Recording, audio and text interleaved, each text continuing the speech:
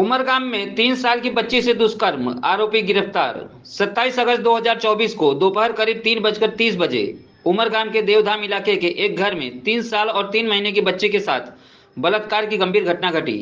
लड़की के माता पिता ने शाम 6 बजे उमरगाम पुलिस स्टेशन को घटना की सूचना दी, जिसके बाद उमरगाम पुलिस ने तत्काल कार्रवाई की। वलसाड़ पुलिस अधीक्षक डॉक्टर करण राज वाघेला आईपीएस तुरंत मौके पर पहुंचे और उनके मार्गदर्शन में लड़की के माता पिता की शिकायत दर्ज की गई। इसके अलावा वलसाड़ जिला पुलिस की अपराध शाखा, विशेष अभियान समूह और जिले के विशिष्ट अधिकारियों की अलग अलग टीमें आरोपियों की तलाश में लगाई गई।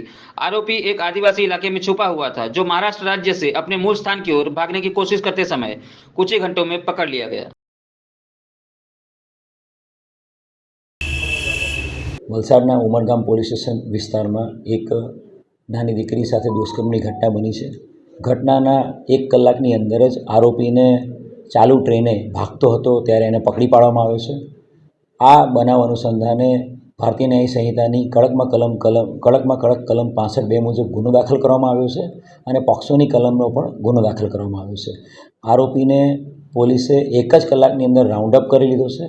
બનાવની अनुसंधाने एक स्पेशल इन्वेस्टिगेशन टीमनी पण रचना करवामां आवेली छे अने ए टीम द्वारा आवनारा 15 दिवसनी अंदर आ गुनामां चार्जशीट पण करवामां आवशे।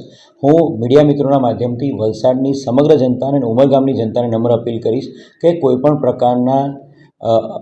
प्रकारनी अफवाओ के सोशल मीडिया परनी कोई अफवाओना भोग ना बनशो अने एना द्वारा तमे कोई गैरमार्गे ना दोराशो।